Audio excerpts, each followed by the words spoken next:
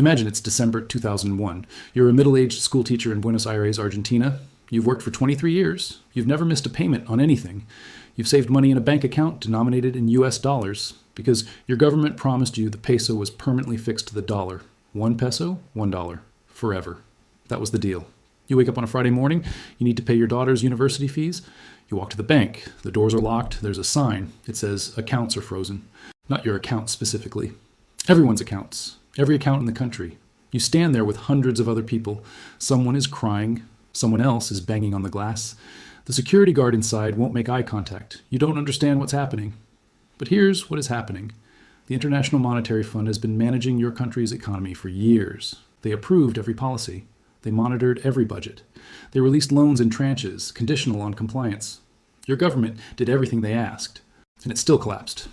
Over the next few weeks, the peso is devalued by 70%. Your savings, converted forcibly into pesos, lose most of their value overnight. The economy contracts by nearly 11%.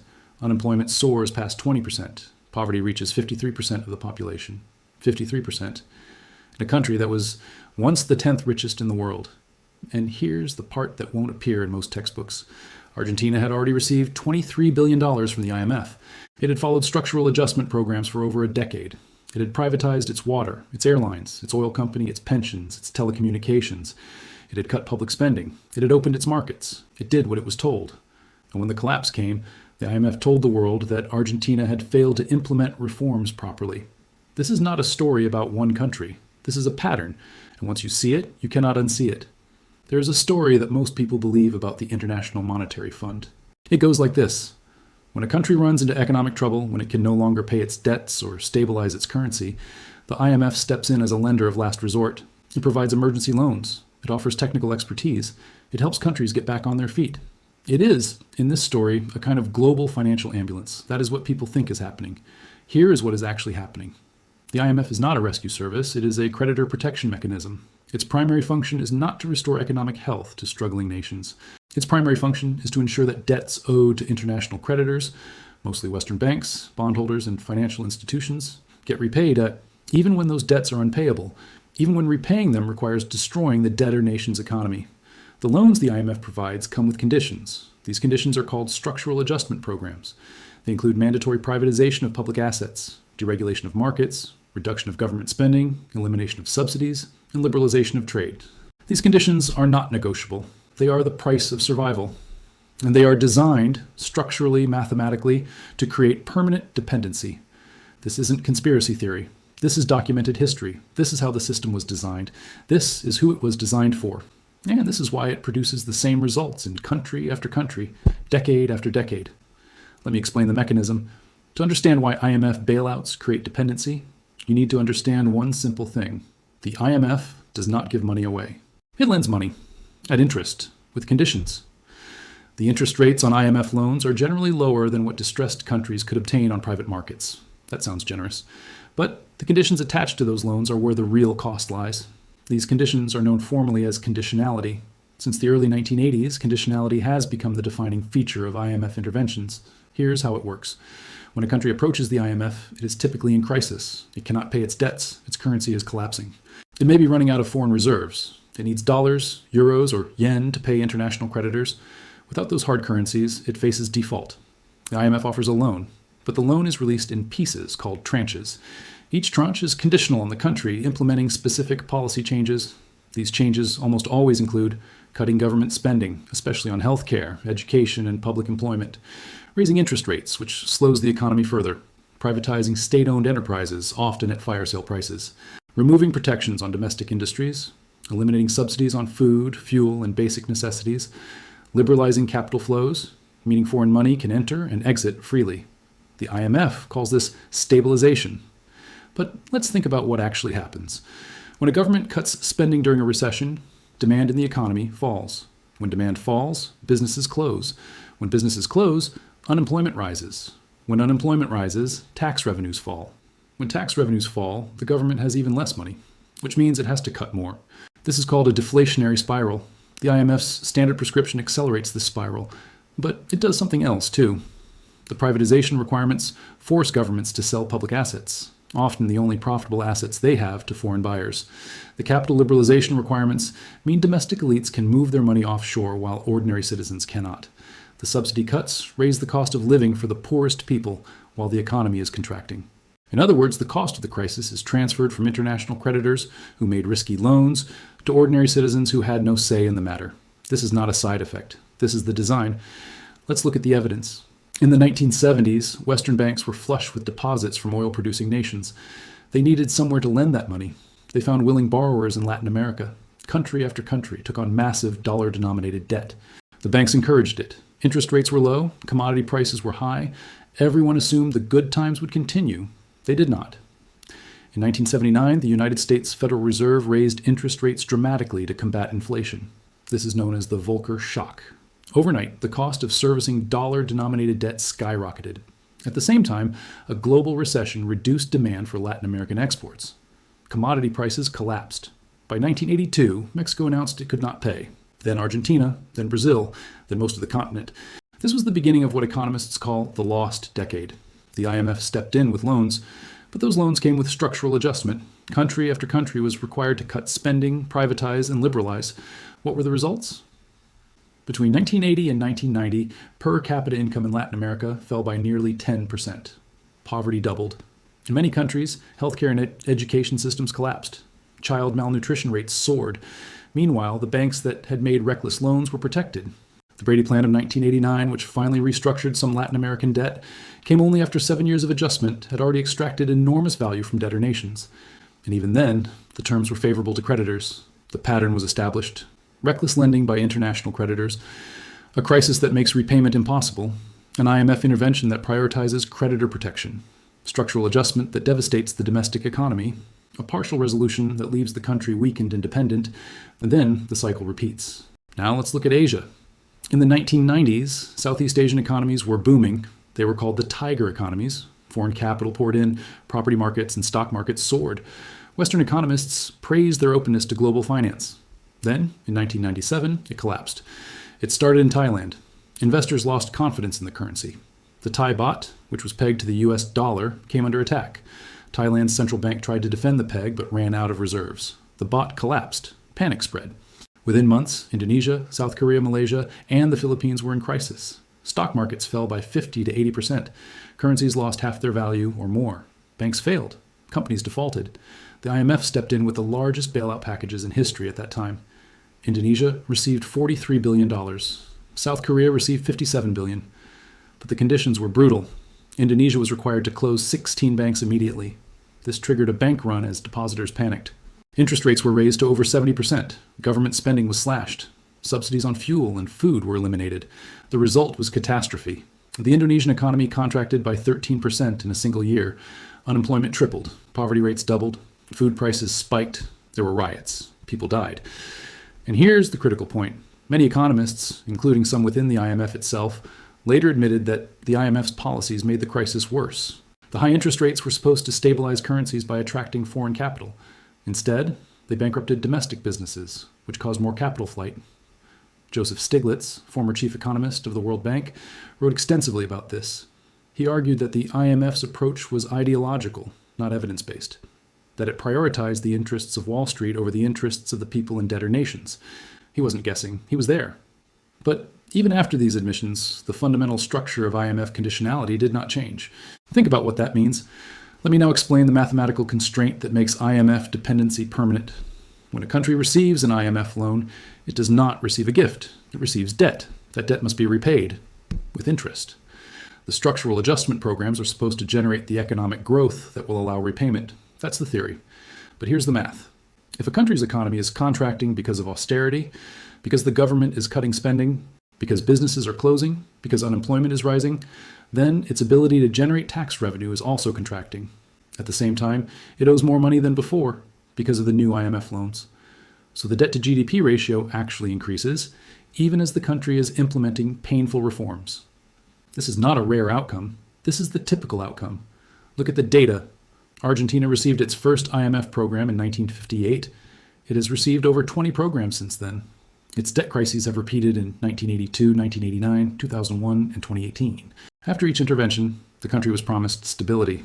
After each intervention, a new crisis emerged. Greece received its first bailout in 2010. By 2018, after 3 bailout programs and the most severe austerity in modern European history, its debt-to-GDP ratio had increased from 127% to 181%. Let that sink in. 8 years of austerity, a quarter of the economy destroyed, youth unemployment over 50%, and the debt ratio went up, not down. This is not failure of implementation. This is the structure. When you impose austerity during a recession, you shrink the denominator, GDP, faster than you shrink the numerator, debt. The ratio worsens. The country becomes more dependent on external financing, not less. The IMF knows this. Its own internal evaluations have documented this repeatedly. But the conditions remain the same, because the purpose of the conditions is not to restore economic health. The purpose is to ensure that creditors get paid. Let's be precise about who benefits from IMF programs. First, international creditors. When a country is in crisis, it may default on its debts. Default means creditors, banks, bondholders, hedge funds, lose money. An IMF bailout prevents that. The IMF provides the dollars that allow the country to keep paying its creditors. In effect, IMF loans allow debtor countries to borrow from the IMF to repay private creditors. This is a transfer of risk. The private creditors made risky loans. They charged high interest rates precisely because of that risk. When the crisis comes, they should bear the consequences. Instead, the risk is transferred to the debtor country's public, who must now repay the IMF. Second, foreign corporations.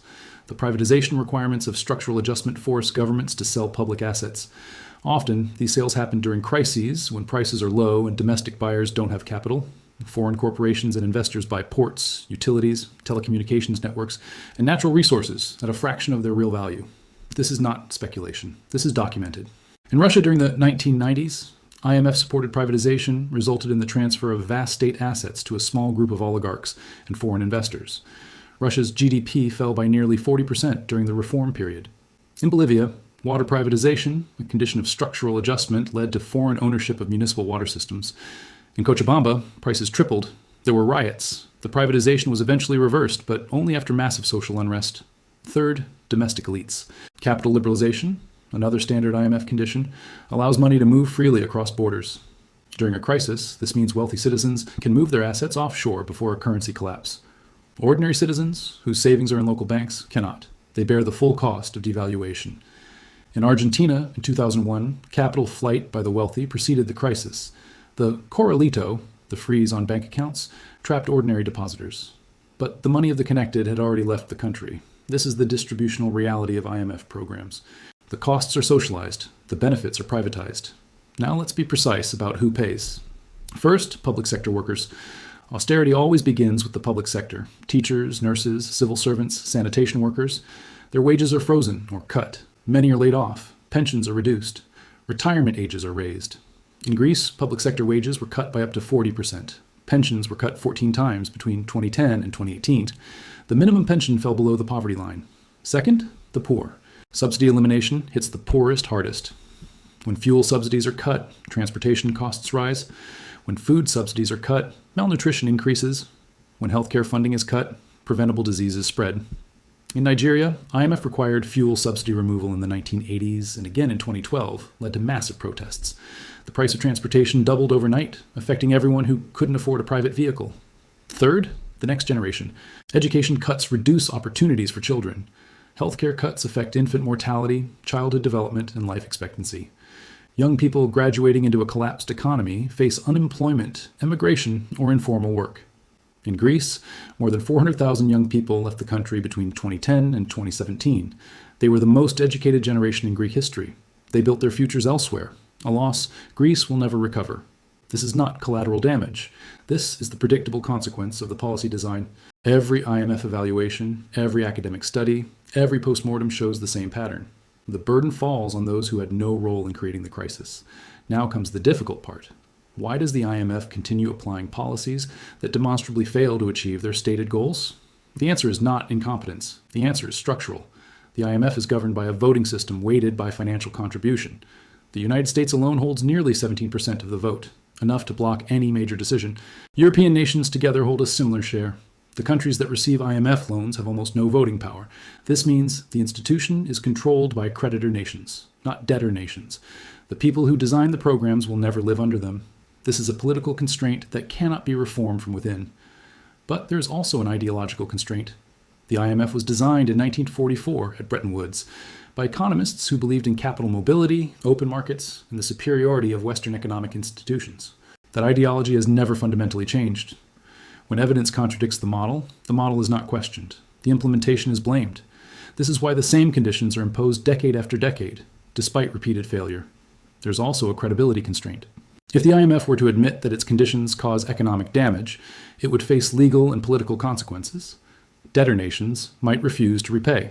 Future borrowers might resist conditionality. The entire system of international lending would be called into question. So the failures are explained as failures of will, failures of governance, failures to reform fast enough, never failures of the model itself.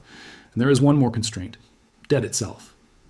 Once a country enters an IMF program, it takes on more debt. That debt must be repaid. If it fails, it faces exclusion from international credit markets. It cannot borrow to finance trade. It cannot import essential goods. Its economy seizes up. This is the trap. You cannot exit the system without catastrophic short-term costs, but staying in the system guarantees long-term decline. There are only three options: default and isolation, continued austerity and dependency, or fundamental restructuring of the international financial order. None of them are painless. None of them are likely. That's the trap. Let me bring this into the present with a detailed autopsy. Greece joined the Eurozone in 2001. This meant it gave up control of its own currency. It could no longer devalue to regain competitiveness. It could no longer print money to finance deficits. It was locked into a monetary system designed for Germany. For almost a decade, this seemed to work. Foreign capital flowed in. Interest rates fell. Greek governments borrowed heavily. Private debt also expanded. Property prices rose. Everyone assumed the good times would continue. They did not. In 2009, the global financial crisis exposed the fragility. Greece's budget deficit was revealed to be far larger than previously reported. Bond markets panicked. Interest rates on Greek debt spiked. Greece could no longer borrow on private markets. The IMF, together with the European Commission and the European Central Bank, the so-called Troika, stepped in. Greece received the largest bailout in history, over 289 billion euros in total across 3 programs, but almost none of that money stayed in Greece. Studies have shown that over 90% of the bailout funds went directly to repaying creditors, mostly French and German banks, that had lent recklessly to Greece during the boom years. The Greek people saw almost nothing. What they did see was austerity. Government spending was cut by over 30% in real terms. The minimum wage was reduced by 22%, a quarter of the entire economy. Gone. For comparison, during the Great Depression, the United States economy contracted by about 27%. Greece experienced a depression in the 21st century, in a developed European country, while being advised by the world's leading economic institutions. And at the end of it, the debt-to-GDP ratio was higher than when the crisis began. Greece was told it had been rescued. Rescued from what? Rescued into what? Greece remains dependent on creditor institutions. It still runs primary surpluses, meaning it collects more in taxes than it spends on services, excluding interest payments, to service its debt. Those surpluses will continue for decades. A generation of Greeks will live under fiscal constraints imposed from outside their democracy. They had elections during the crisis. They elected governments that promised to resist austerity. Those governments were told, comply or face expulsion from the euro. The choice was not between austerity and growth. It was between austerity and collapse. That is not sovereignty. That is not rescue. That is dependency by design. This is not unique to Greece. In Zambia, structural adjustment in the 1990s required the privatization of copper mines, the country's primary export. Foreign mining companies acquired assets at minimal cost, repatriated profits, and left Zambia more dependent on copper prices than before. In Jamaica, over 50 years of IMF programs, more than any other country, have coincided with persistent poverty, emigration, and debt. Jamaica's debt-to-GDP ratio remains among the highest in the world. Its economy has grown by less than 1% per year on average for 4 decades. In Pakistan, 23 IMF programs have not produced sustainable development. Each program ends with promises of reform. Each reform is followed by another crisis. The cycle is unbroken. In Ecuador, IMF conditions in the early 2000s contributed to political instability and the dollarization of the economy. Ecuador gave up its own currency entirely, surrendering a fundamental tool of economic policy. In Sri Lanka, in 2022, an economic collapse brought the country to the IMF yet again. The conditions, subsidy cuts, tax increases, privatization, the same conditions that have failed elsewhere for decades. The pattern is identical. The results are identical. The explanations are always different. It's corruption. It's governance. its failure to implement, its external shocks. But somehow, the pattern never changes. Think about what that means. Here's what's rarely discussed. The IMF is not the only option. There are alternative approaches that have worked. Malaysia, during the Asian financial crisis, refused the IMF package. It imposed capital controls, exactly what the IMF forbids. It pegged its currency at a competitive rate. It maintained government spending. The result? Malaysia recovered faster than its neighbors who accepted IMF programs. It did so with less social devastation. This is documented. In the 1940s and 1950s, the countries that developed most successfully, South Korea, Taiwan, Japan, did so with active industrial policy, protected domestic industries, and controlled capital flows. They did not follow IMF prescriptions. They did the opposite. Even in Europe, the Marshall Plan after World War II was not a loan program with conditions. It was aid, grants, no structural adjustment, no privatization, no capital liberalization. The result was the most successful economic recovery in history. The alternatives exist, but they require power shifts. They require creditors to take losses. They require wealthy nations to accept a different role. This is why they are not offered. The current system benefits those who designed it. Change would threaten those benefits, so the system continues. One final mechanism deserves attention: language. The IMF does not describe what it does as imposing conditions on weak countries. It describes partnerships. It describes programs. It describes technical assistance.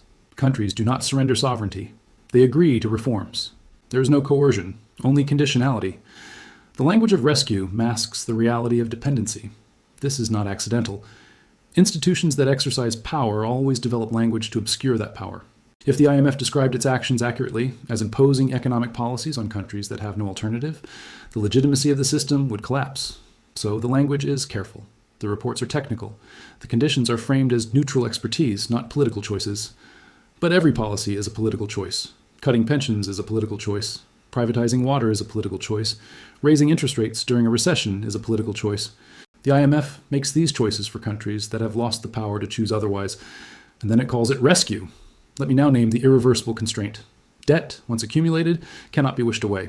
It can only be repaid, restructured, or defaulted. Repayment requires surplus extraction from the debtor economy for decades. Restructuring requires creditors to accept losses. They resist.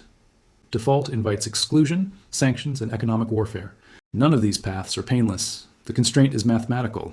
When a country owes more than it can pay, someone must absorb the loss. The current international system is designed to ensure that creditors do not absorb that loss.